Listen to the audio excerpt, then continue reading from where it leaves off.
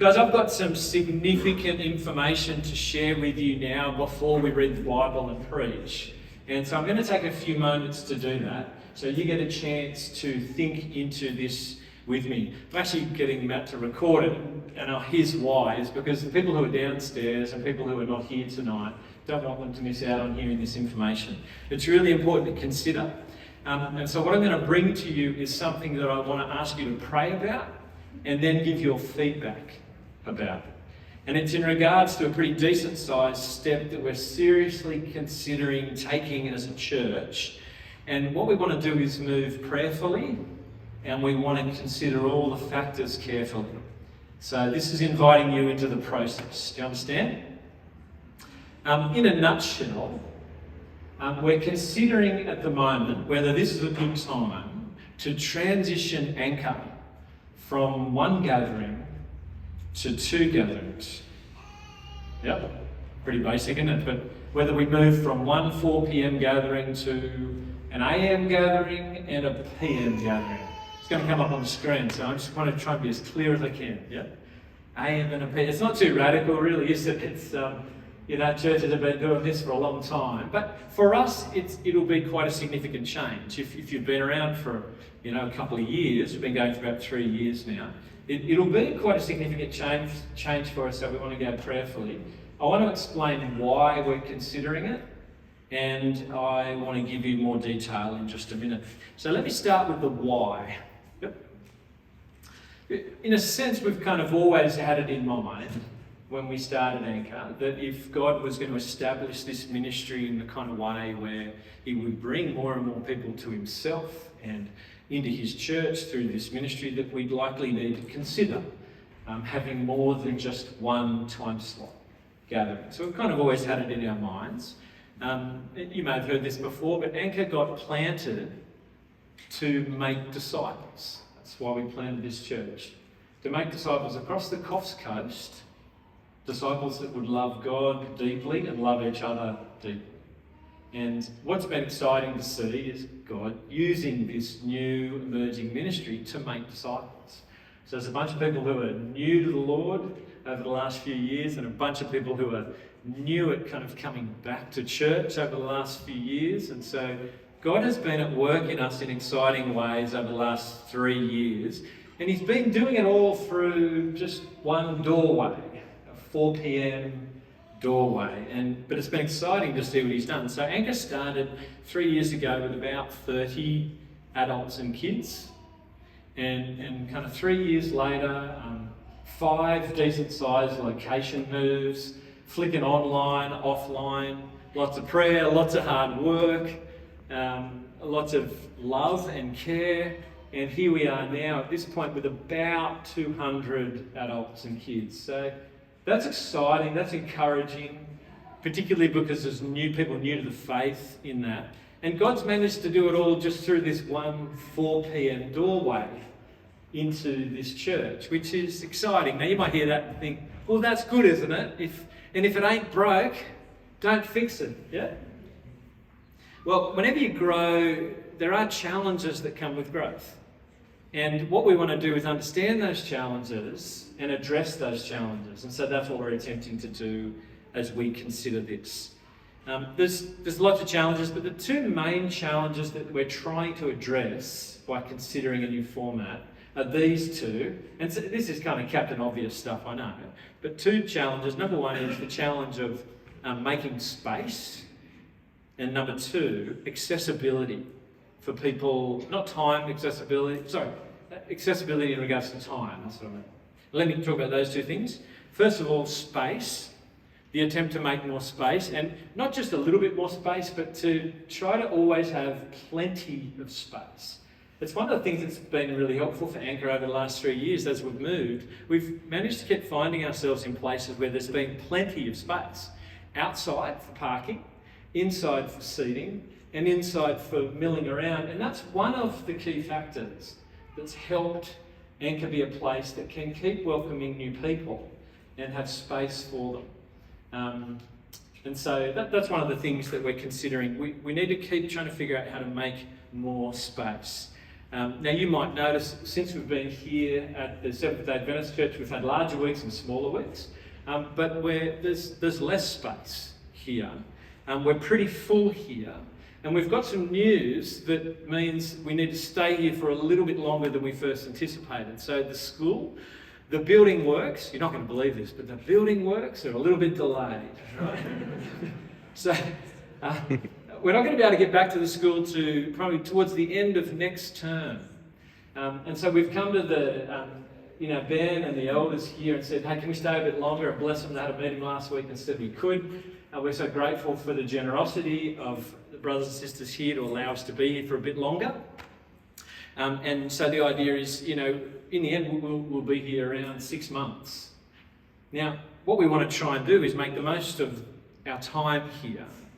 And if there's not much space, what effectively you're doing is you're hanging up a no vacancy sign and making it tricky for people. So we want to do everything we can to make as much space as we can. Now you might go, Tim, I can see some space. Look, there's a seat. There's always going to be seats at the front here, by the way. These are special ones, all right? No one's allowed to sit in the front seats. Too special. That you might go, no, I can see space around me. Yeah, and on some weeks where it's smaller, there is a few. But I'm not sure if you've noticed the larger weeks. All the kids have gone out, by the way. On the larger weeks, it's been tricky for people. We've been dragging chairs up from downstairs, and really what we want to shoot for is plenty. Like really easy to find a park, really easy and confident. You can easily find a seat. You can bring your friends, you can bring your family, you're confident. That's the kind of thing that we want to keep shooting for as much as we can. And we want to make this move not just thinking about this moment, but we want to reposition. We're considering repositioning, for the next 3 years. So we're trying to think ahead. Yep. So space. That's one of the big ones. And likely what that'll mean is when we move back to the school, there'll be a bit extra space with parking. I'm not sure if you noticed, kind of parking was getting a bit stretched around the school, and people were finding that tricky as well.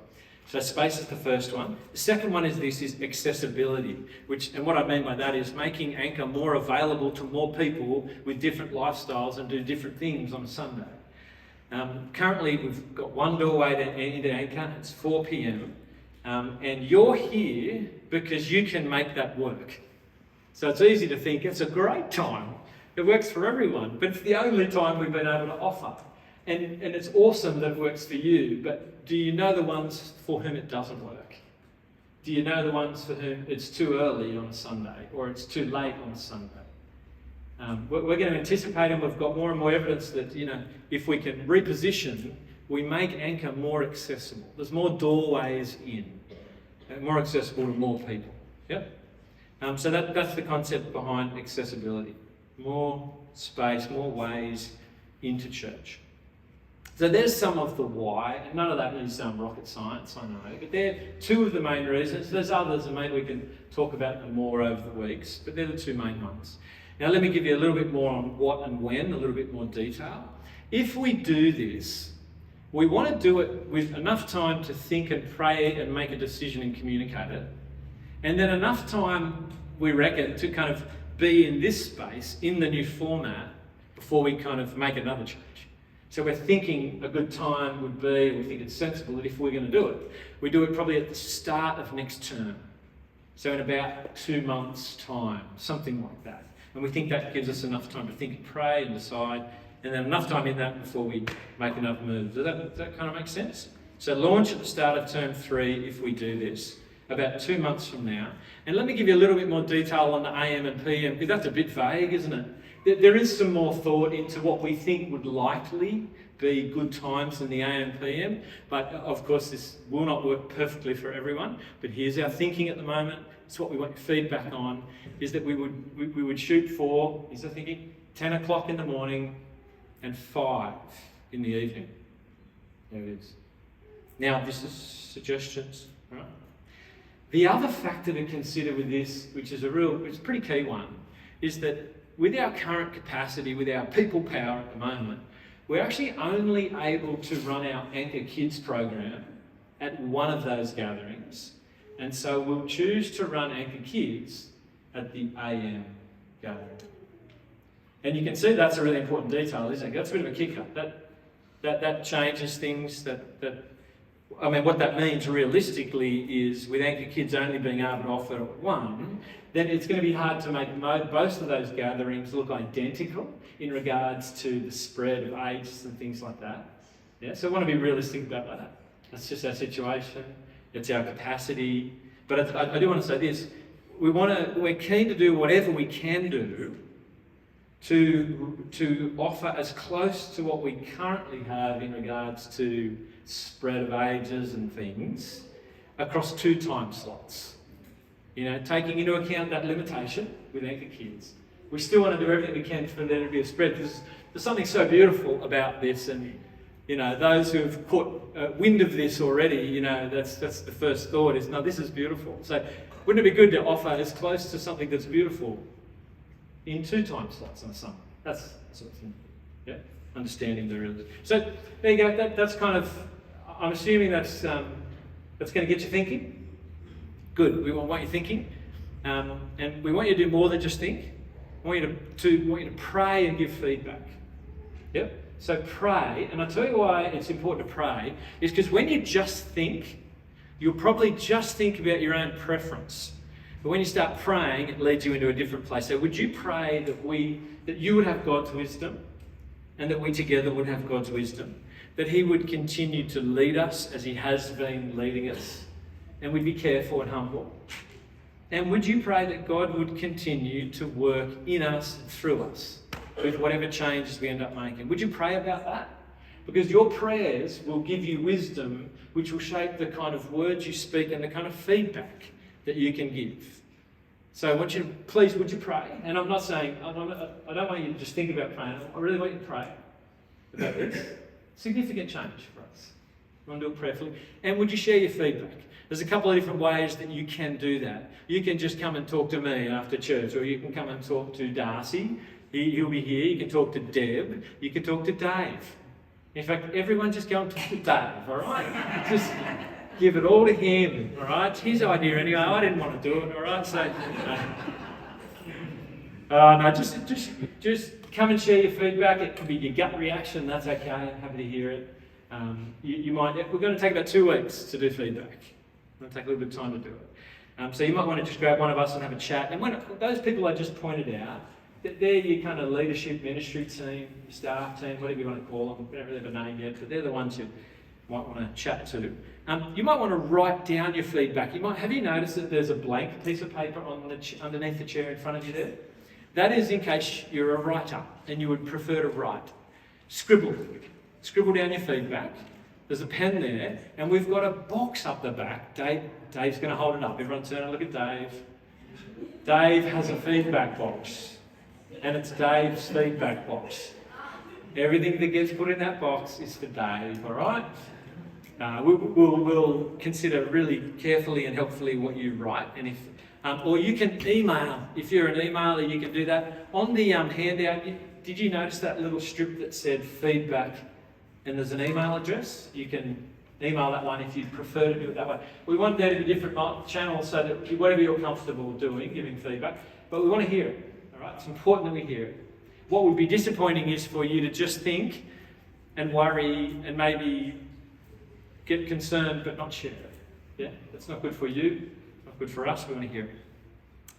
The other thing, which many of you will already be doing right now, you're thinking, how are we going to do this actually, Tim? Because 80% of the adults in this church are on some kind of ministry team serving. That's exciting, isn't it? Which means most of you are thinking, hang on, what does that mean for my team? Now, I reckon this is what we're trying to figure out. So think about it. Go and talk to your team leader. Ask them what they think the options are. You think about your own availability. And let's just have that discussion. Let's start talking it through, because as we look at the details, we'll figure out how we're going to do it. Is that helpful? Okay. I'm going to stop now, but I'm just going to say, whatever feedback comes in, I want to try to address that over the next few weeks from church here. I'll probably get some categories and speak to them just for a few moments, and hopefully that will be helpful in the journey.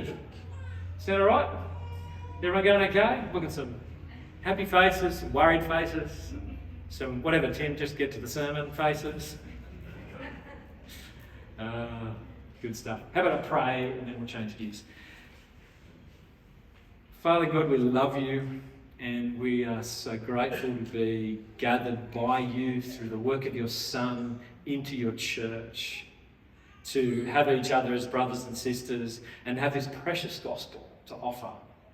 And here we are, you've placed us here all together. And Lord, we ask you for your wisdom. Please direct us, please lead us. We want to go careful.